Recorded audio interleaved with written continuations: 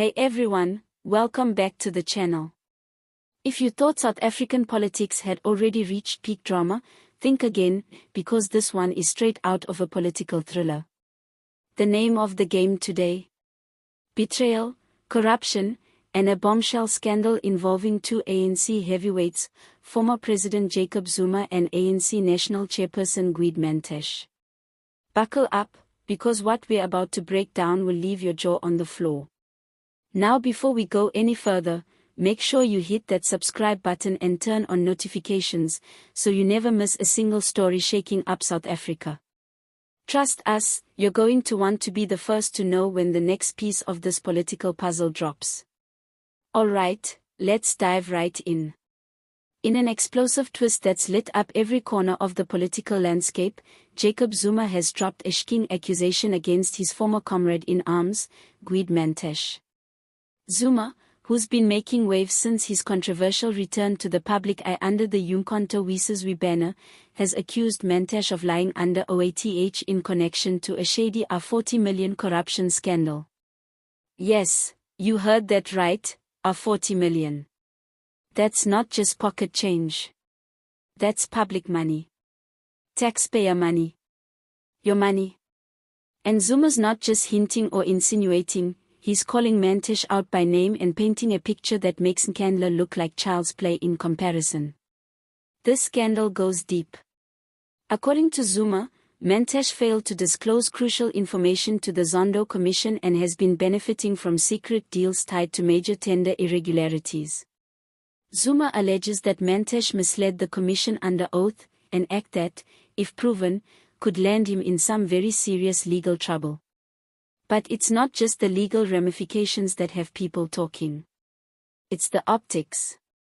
This is Mantashe we're talking about, the man who's been the face of ANC stability, the so-called voice of reason amid all the chaos. And now he's been named as a key figure in a potential cover-up. The alleged deal, according to Zuma, involved a massive R40 million being funneled through a network of shell companies tied to infrastructure and energy contracts. What makes this even more scandalous is the fact that these contracts were supposed to uplift South African communities, but instead, Zuma claims the funds were diverted into the pockets of ANC elites, with Mantashe right at the center. Zuma didn't hold back. In a televised address dripping with emotion and defiance, he claimed he could no longer remain silent while the country suffered under the weight of corruption and lies. He said, "I was once accused of state capture. But now I must ask, who is capturing the state now?" The room fell silent. The internet exploded. Social media timelines flooded with reactions ranging from disbelief to pure outrage. And let's be honest, this isn't just about Zuma versus Mantashe.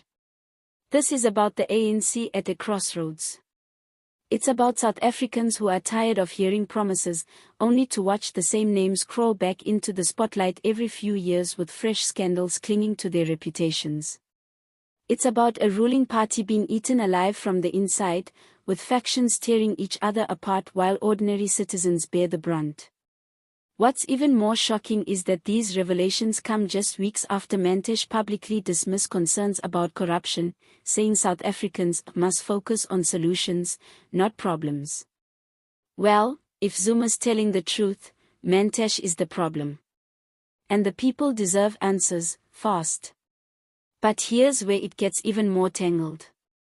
Some insiders believe Zuma's latest move is part of a bigger political strategy. With the rise of Umkhonto we Sizwe as a potential keymaker in certain provinces, Zuma's public shaming of Mantashe could be a tactical play to destabilize the ANC leadership and draw more support from disillusioned voters. After all, nothing mobilizes the masses like a good old-fashioned scandal, especially when the names involved have such powerful histories in the liberation movement. And let's not forget, Zuma is no stranger to controversy. But love him or hate him, one thing is clear: when he speaks, people listen.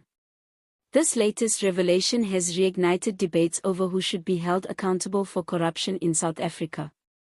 It's raised fresh questions about the real cost of political loyalty. And it's shone a glaring spotlight on the inner workings of a government that promised transformation but continues to be haunted by greed. If the allegations against Mantashe are proven true, we could be witnessing the fall of one of the ANC's most recognizable figures. It would mark yet another chapter in a political saga that's as captivating as it is tragic.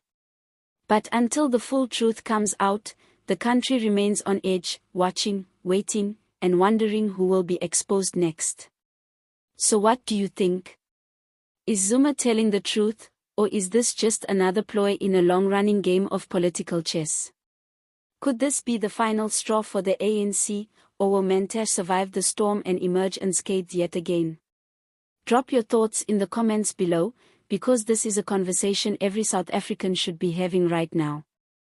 Don't forget to like this video if you found it eye-opening, and make sure you subscribe to the channel for more breaking updates, in-depth analysis, and unfiltered truth from the heart of South African politics. This is not just news, it's history in the making.